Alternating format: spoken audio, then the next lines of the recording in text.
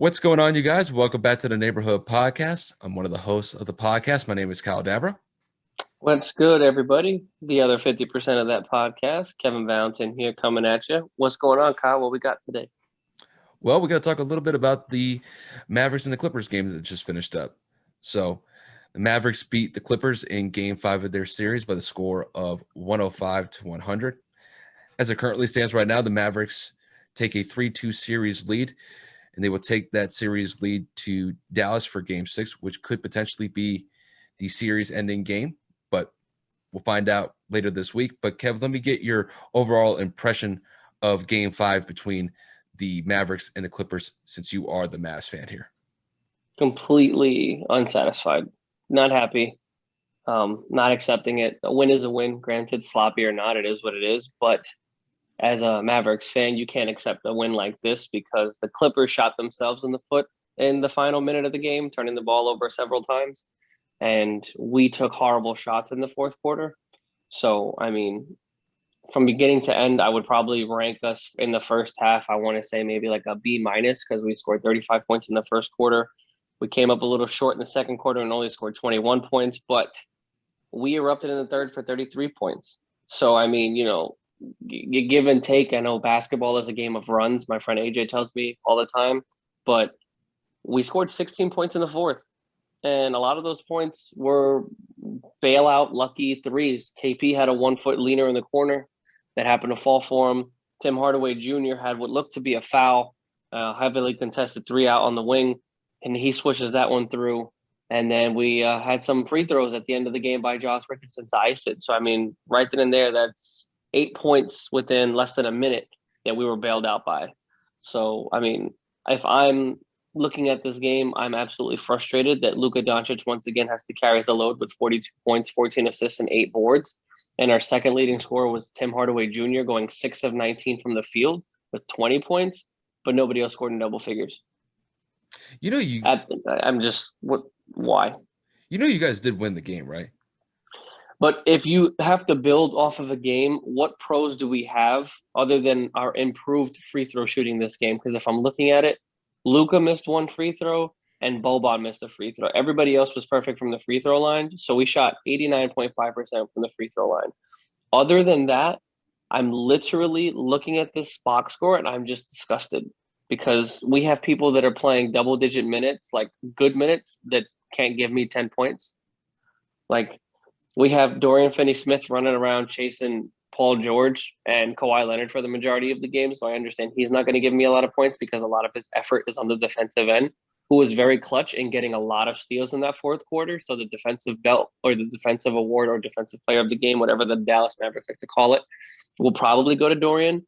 But everybody else, we're sitting here looking at Kristaps Porzingis with 30 minutes, 3 of 6 from the field, 6 rebounds, no assists, 8 points. Boban Marjanovic played 20 minutes. He had 7 rebounds. He had 9 points.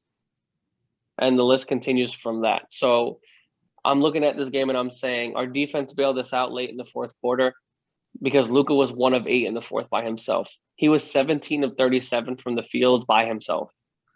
37 shots, and you scored 42 points. I would hope you score 42 points on 37 shots. So I'm being very realistic, not too optimistic, because a game like this, if repeated next game, doesn't bode well for us because, especially in this series, it's the road team winning every game. And then you go ahead and you look at the Clippers, and all their starters scored double-figure points, which isn't the issue. It's the fact that Paul George went a little cold in the fourth.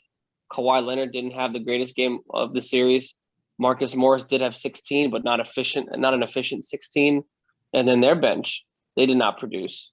Game 6, going back to Dallas on Friday, I'm hoping that the home crowd will be a lot louder than they were in games 3 and 4, which is kind of difficult considering we almost sold out. But I'm hoping that's enough motivation for Luka and the boys to put it away. If not, I wouldn't be surprised if it goes to a game 7. So happy we won, not happy about how we won, because I know for a fact if this was the Lakers and Kobe was alive, he would be livid in the locker room saying, we barely got away with this win. And I know Dirk would be just as mad. So I'm going to carry that through and say I am not happy with the win, but I'll take a win. There's really 2 takeaways that I take from this game. First one is that home court advantage is apparently non-existent in this series. Typically, it's the other way around, but apparently the visiting team just wants to be the try hard here and win all the games on the road.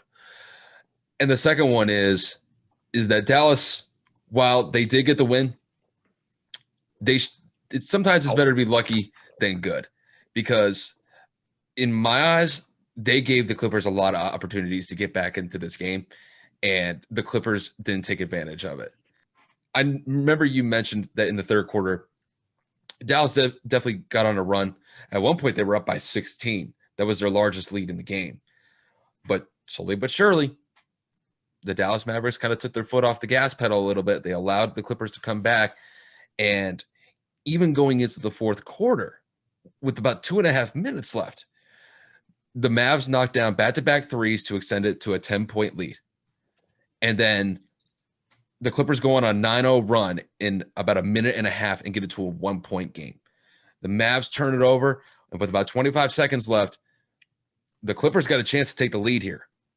And they just can't knock down their shots. And honestly, that last possession that the Clippers had to potentially take the lead with just under 30 seconds to go, it was an ugly possession. They didn't really get set up right, and I thought they rushed the possession overall. And in my eyes, it cost them a very valuable opportunity for them to win this game at home. All in all, this has been a really competitive series. I've liked this series just because it's been really weird or just odd, the fact that no home team can win a game. And we're going to see if that continues going into game 6. Now, the Mavs will be the home team for that game. Do the Clippers step up and try to force a game 7? I guess we'll find out in a couple days.